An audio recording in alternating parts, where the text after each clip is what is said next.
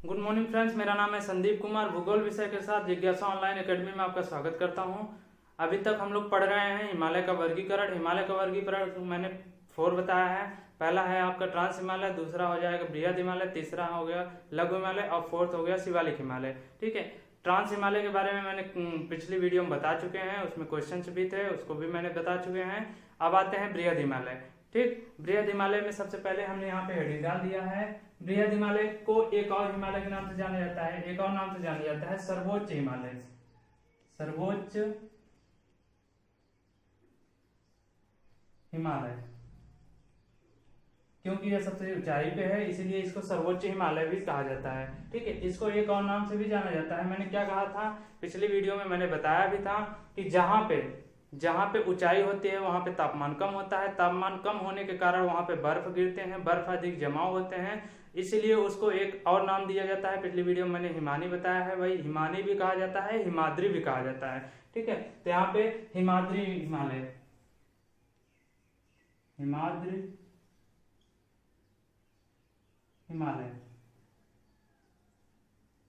इन तीनों में से कोई भी नाम आ सकता है, इन तीनों में से कोई भी नाम आ सकता है। इसका बृहद हिमालय का जो निर्माण हुआ था किस ये क्वेश्चन से बनते हैं, बृहद हिमालय का निर्माण किस महाकल्प में हुआ था? तो मैं बता दूं, बृहद हिमालय का निर्माण सेनोजोइक महाकल्प में हुआ था। यहाँ पे मैं लिख दे रहा हूं,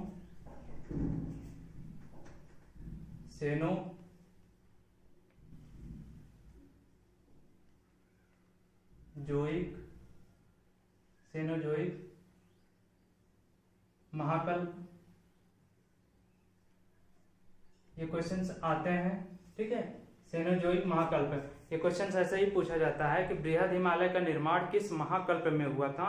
तो आप इस तरीके का क्वेश्चन लिख के उसके नीचे आंसर लिख लीजिएगा, सेनोजोइक महाकल्प। ठीक है, अब बात करते हैं बृहद हिमालय का विस्तार। बृहद हिमालय का विस्तार जम्मू कश्मीर के नंगा पर्वत से लेके कहां तक है? तिब्बत के नामचा बारवा पर्वत तक है।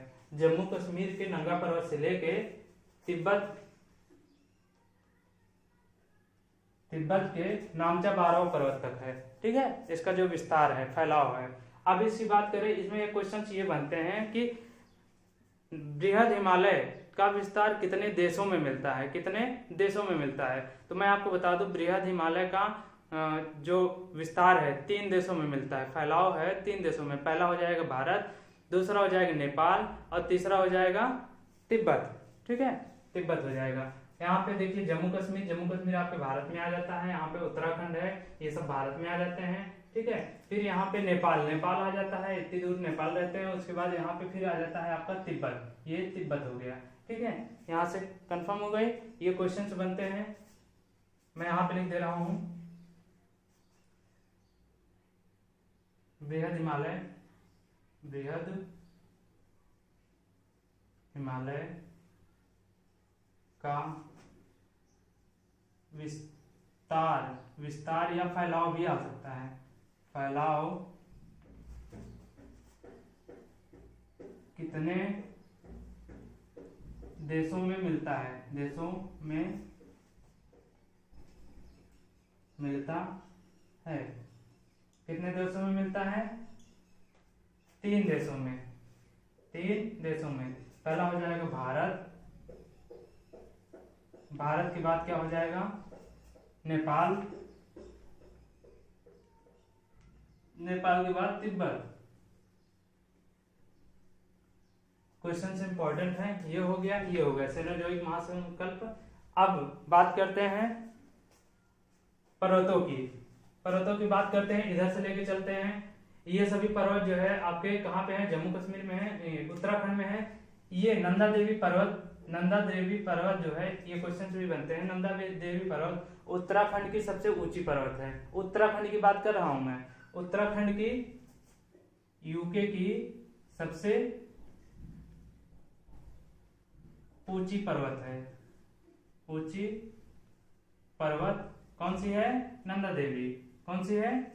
नंदा देवी। ठीक है, अब बात करते हैं माउंट एवरेस्ट। माउंट एवरेस्ट आप लोग सभी लोग जानते हैं, विश्व की सबसे ऊंची चोटी है, विश्व सबसे ऊंची पर्वत है, सभी लोग को पता है। ठीक है, ये पहले नंबर की है। माउंट एवरेस्ट क्या है? विश्व की विश्व की सबसे ऊंची चोटी है, सबसे ऊंची पर्वत। ठीक है, अब इसी को माउंट एवरेस्ट को नेपाल में क्या बोला जाता है? सागरमाथा। क्या बोला जाता है? सागरमाथा। नेपाल में इसको क्या नाम दिया जाता है? माउंट एवरेस्ट को सागर माथा। कहां बोला जाता है? नेपाल में। नेपाल में इसका नाम दिया जाता है सागर माथा। ये सब ध्यान रखिएगा, क्वेश्चन बनते हैं और आ भी सकते हैं, इसको ध्यान रखिएगा। ठीक है, अब ये हो गया पहले नंबर की सबसे ऊंची चोटी। दूसरे नंबर की सबसे ऊंची चोटी मैंने बताया था, विश्व की दूसरे नंबर की सबसे ऊंची चोटी कौन सी थी? माउंट केटू। वो कहाँ पे था? ट्रांस हिमालय। इसके पहले जो हम लोग पढ़ चुके हैं, ट्रांस हिमालय पे विश्व की दूसरी सबसे ऊंची चोटी कहाँ पे है? ट्रांस हिमालय पे है, जिसका नाम था माउंट केटू, और उसको एक और नाम से जाना जाता था, गाडविन ऑस्टिन। ठीक है, वो दूसरा हो गया। अब यहाँ पे तीसरे नंबर की कंचनजंगा है, वो तीसरे नंबर की सबसे ऊंची चोटी है, विश्व की तीसरे नंबर की सबसे ऊंची चोटी है। ठीक है, यहाँ पे मैंने 3 लिख दिया है। अब फोर्थ की बात करते हैं। फोर्थ कौन सी है? मकालू हो जाएगी। विश्व की चौथे नंबर की सबसे ऊंची चोटी कौन सी है? मकालू। और विश्व की 5वें नंबर की सबसे ऊंची चोटी कौन सी है? धौलागिरी। अब आप सोच रहे होंगे मैंने 3, 4, 5 ये क्या करा रहा हूं? ये क्वेश्चन से नहीं बनते। मेरे कहने का मतलब ये है कि अब यहाँ पे देखिए, पहला क्वेश्चन, पहला सबसे ऊंची चोटी छोड़ के, पहली सबसे ऊंची चोटी छोड़ के दूसरी, यहाँ पे पहली और तीसरी, चौथी, पांचवी, सॉरी मैंने क्या कहा कि दूसरी छोड़ के, दूसरी ट्रांस हिमालय पे है, तो पहली यहाँ पे है, तीसरी भी यहाँ पे है, चौथी भी यहाँ पे है, पांचवी भी यहाँ पे है। इसका मतलब है कि ज्यादातर जो ऊंची पर्वत है वो ज्यादातर कहाँ पे है? बृहद हिमालय पे है। कहाँ पे है? बृहद हिमालय पे है। तो एक क्वेश्चन ये भी बनते हैं कि अधिकांशतः ऊंची चोटी वाली पर्वत या हिमालय कौन सी है?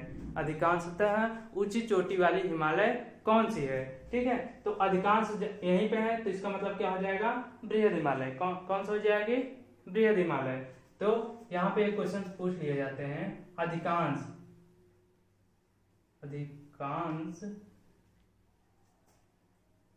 ऊंची चोटी वाली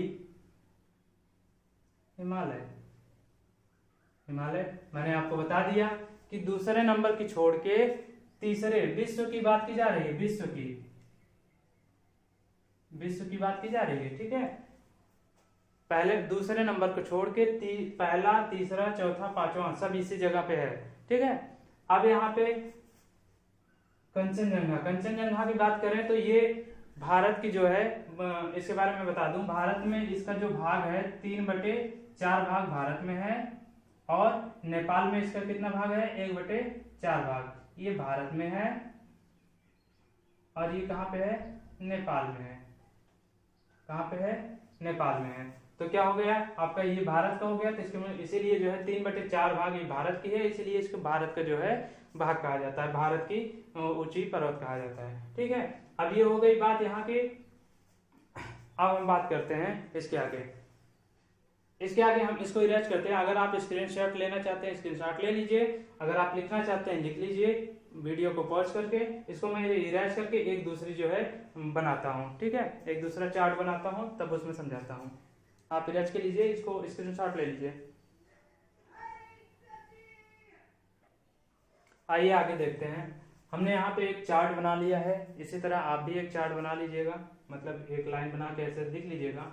अब यहाँ पे हम सबसे पहले लिखे हैं विश्व की सबसे ऊंची चोटी, और इधर हमने लिखा है भारत की सबसे ऊंची चोटी। ठीक है, विश्व की सबसे ऊंची चोटी और भारत की सबसे ऊंची चोटी। विश्व की सबसे ऊंची चोटी कौन सी है? Mount Everest. कहाँ पे है? नेपाल में है। कहाँ पे है? नेपाल में है। ठीक है, और विश्व की दूसरी सबसे ऊंची चोटी कौन सी है? माउंट केटू, जिसको गाडविन ऑस्टिन भी बोला जाता है। कहाँ पे है? भारत में। और ये कहाँ पे है? माउंट केटू का किस हिमालय पे है? ट्रांस हिमालय पे। कंचनजंगा विश्व की तीसरी है, कहाँ पे है? भारत में। मकालू कहाँ पे है? नेपाल में। और धौलागिरी कहाँ है? नेपाल में। ये सीरियल से लिखा है, 4th नंबर की, 5 नंबर की। अब इसी तरह भारत में बात करते हैं। भारत की सबसे ऊंची चोटी माउंट केटू ट्रांस हिमालय पे, और भारत की दूसरी सबसे ऊंची चोटी कंचनजंगा बृहद हिमालय पे, और भारत की तीसरी नंगा पर्वत कहाँ पे है, बृहद हिमालय पे।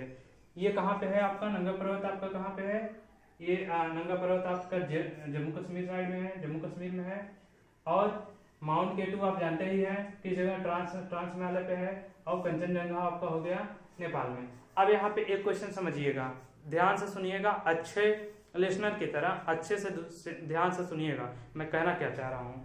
कि अगर क्वेश्चन पूछ लिया जाता है कि भारत के बृहद हिमालय में सबसे ऊंची चोटी कौन सी होगी, भारत की बृहद हिमालय में, मैंने कहा भारत की बृहद हिमालय में कंचनजंगा सबसे ऊंची चोटी होगी। ठीक है, आप जानते हैं, आप कुछ लोग ये समझ रहे होंगे कि बृहद हिमालय में सबसे ऊंची चोटी कौन सी है, माउंट एवरेस्ट है। लेकिन मैंने क्या कहा, भारत, माउंट एवरेस्ट कहाँ पे है, नेपाल में। नेपाल के क्षेत्र नहीं जा रहे हैं हम लोग भारत की बात कर रहे हैं। भारत की बृहद हिमालय में सर्वोच्च चोटी या सबसे ऊंची चोटी कौन सी है, कंचनजंगा। ठीक है, ये क्वेश्चंस बन जाते हैं। अब एक क्वेश्चन और आपको मैं बता दूं, यहाँ पे मैंने उस फिगर को इरेज कर दिया, मैं यहाँ पे फिर से बना दे रहा हूँ ऐसे करके। ठीक, ये जम्मू कश्मीर का क्षेत्र है, ये तिब्बत का है, तिब्बत, और यहाँ पे है बंदरपुर के बाद कामेत के बाद आपका जो हो जाता है, कामेत के बाद उत्तराखंड में जो बद्रीनाथ है, बद्रीनाथ के बाद फिर नंदा देवी आप जानते हैं उत्तराखंड की सबसे ऊंची पर्वत है। फिर यहाँ पे धौलागिरी और बाकी सब हो जाते हैं इधर। ठीक, अब यहाँ पे मैं एक क्वेश्चन बता रहा हूँ कि यहाँ से एक नदी निकलती है, ऐसे होके इधर चली जाती है, ये कौन सी है, इसका नाम दिया जाता है ब्रह्मपुत्र। ठीक है, और यहीं से एक और नदी निकलती है, कहाँ होके चली जाती है, इधर, इसका नाम है सिंधु नदी। ठीक है, कहाँ से निकल रही है, यहाँ से निकल रही है, इधर तिब्बत के होते हुए इधर चली जा रही है ब्रह्मपुत्र, और ये इधर से होके जा रही है इधर। तो एक क्वेश्चन इसमें से ये बनते हैं कि बृहद हिमालय किन दो नदियों के बीच में बसा हुआ है। देखिए यहाँ पे बीच में बात की जा रही है, बीच में है सभी, तो यहाँ पे ये क्वेश्चन ये बन जाता है कि बृहद हिमालय किन दो नदियों के बीच में, किन दो नदियों के बीच में बसा है। ठीक, बसा है, तो ये क्या हो जाएगा आपको, पहला सिंधु नदी हो जाएगा, सिंधु, उसके बाद क्या हो जाएगा, ब्रह्मपुत्र।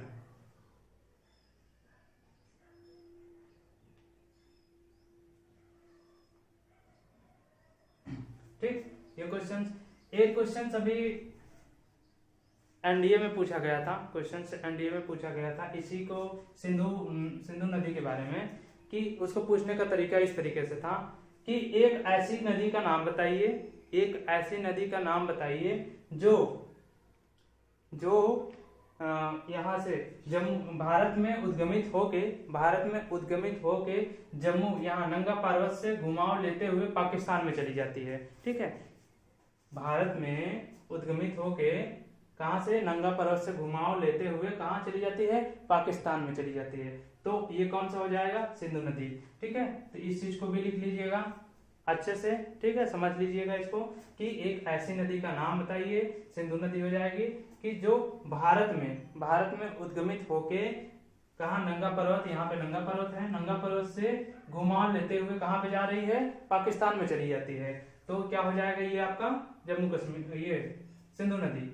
अब यहाँ पे ये जम्मू कश्मीर है, जम्मू कश्मीर के आगे पाकिस्तान ही तो है इधर, तो यहाँ पे, तो इसलिए ये पाकिस्तान की तरफ चली जा रही है। ठीक है, अब यहाँ तक समझ में आ गया। अब इसमें मैं एक बार फिर से बता दूं जो इम्पोर्टेंट क्वेश्चंस थे। सबसे पहले हमने क्या पढ़ा, बृहद हिमालय में सबसे पहली जो क्वेश्चन थी कि उसमें बृहद हिमालय के 3 नाम थे, पहला सर्वोच्च हिमालय और दूसरा हिमाद्री हिमालय। ठीक है, और जो बृहद हिमालय नाम ही है ही। उसके बाद इसमें जो क्वेश्चंस बनते हैं कि बृहद हिमालय किस महाकल्प में हुआ था, किस महाकल्प में इसका निर्माण हुआ था। ठीक है, तो बृहद हिमालय मैंने बताया सेनोजोइक महाकल्प में। उसके बाद बृहद हिमालय में जब हमने इसका विस्तार किया तो बृहद हिमालय का विस्तार 3 देशों में मिलता है, भारत, नेपाल और तिब्बत के क्षेत्र में। फिर इसमें मैंने ये बताया कि आपका जो है इसमें इस साइड में जो उत्तराखंड क्षेत्र था, भारत में उत्तराखंड में सबसे ऊंची पर्वत कौन सी थी? नंदा देवी। सबसे ऊंची पर्वत कौन सी थी? नंदा देवी। ये सब क्वेश्चन से ध्यान रखिएगा, मैं रिपीट कर रहा हूँ, जो आए हुए हैं, जो बनते हैं क्वेश्चन, जो बन सकते हैं क्वेश्चन, सभी को रिपीट कर रहा हूँ। ठीक है, नंदा देवी तक आ गए। फिर उसके बाद मैंने इधर बताया कि माउंट एवरेस्ट सभी लोग जानते हैं सबसे ऊंची चोटी है, लेकिन माउंट एवरेस्ट को नेपाल में क्या कहा जाता है? सागर माथा। माउंट एवरेस्ट को नेपाल में क्या कहा जाता है? सागर माथा। उसके बाद फिर मैंने बताया कंचनजंगा। कंचनजंगा में 3/4 भाग जो है भारत में है, 1/4 भाग नेपाल में है, इसीलिए इसे भारत की चोटी कही जाती है। ठीक है, और आपने देखा बृहद हिमालय पे सबसे ज्यादा जो है ऊंची चोटी थी, इसीलिए इसको बोला जाता है विश्व की, इसमें क्वेश्चन बनते हैं, विश्व की अधिकांश ऊंची चोटी वाला हिमालय कौन सी है? बृहद हिमालय। ठीक है, और एक क्वेश्चन मैंने ये बताया कि बृहद हिमालय किन 2 नदियों के बीच में बसा है? किन 2 नदियों के बीच में है? तो आपका सिंधु नदी। और लास्ट में मैंने ये क्वेश्चन बताया कि एक ऐसा नदी जो भारत में उद्गमित होकर उद्गमित मतलब कि उत्पन्न होकर या निकल कर यहाँ से बनता है, तो यहाँ से निकल कर कहाँ पे जा रही है? पाकिस्तान में चली जा रही है। तो ये क्या हो गया आपका? इससे तो ये हो गया बृहद हिमालय। बृहद हिमालय के बाद ही अब मैं इसमें जो है शिवालिक हिमालय, थोड़ा सा छोटा है, छोटा क्या थोड़ा सा है, 1-2 क्वेश्चन उससे बनते हैं, उसको इसमें बता देते हैं, ताकि अगली वीडियो में मैं लघु हिमालय को जो है बता दूं। लघु हिमालय थोड़ा बड़ा है, वो एक वीडियो पूरा ले लेगा, तो मैं इसमें शिवालिक हिमालय बता देता हूँ। इसको इरेज करके आता हूँ, शिवालिक हिमालय बता देता हूँ। आइए शिवालिक हिमालय समझते हैं। शिवालिक हिमालय 4 नंबर की है। शिवालिक हिमालय का विस्तार की बात करें तो विस्तार इसका है पाकिस्तान से असम तक है। पाकिस्तान से असम तक है इसका विस्तार। और शिवालिक हिमालय को एक और नाम से जाना जाता है, शिवालिक हिमालय को वाह हिमालय भी बोला जाता है। वाह हिमालय, वाह हिमालय इसलिए बोला जाता है क्योंकि हिमालयों में सबसे बाहरी क्षेत्र में है ये। ठीक है, इसलिए इसे वाह हिमालय भी बोला जाता है। और इसे ही नवीन हिमालय बोला जाता है। नवीन हिमालय बोला जाता है। ठीक, नवीन हिमालय बोला जाता है। ये हो गए, इसमें बस यही इंपॉर्टेंट है। और इसका फैलाव जो मैंने बताया पाकिस्तान से असम। और एक क्वेश्चन इसमें ये और बनते हैं कि इसका निर्माण किस युग में हुआ था? इसका निर्माण किस युग में हुआ था? तो प्लायोसीन युग में हुआ था। कौन सी? प्लायोसीन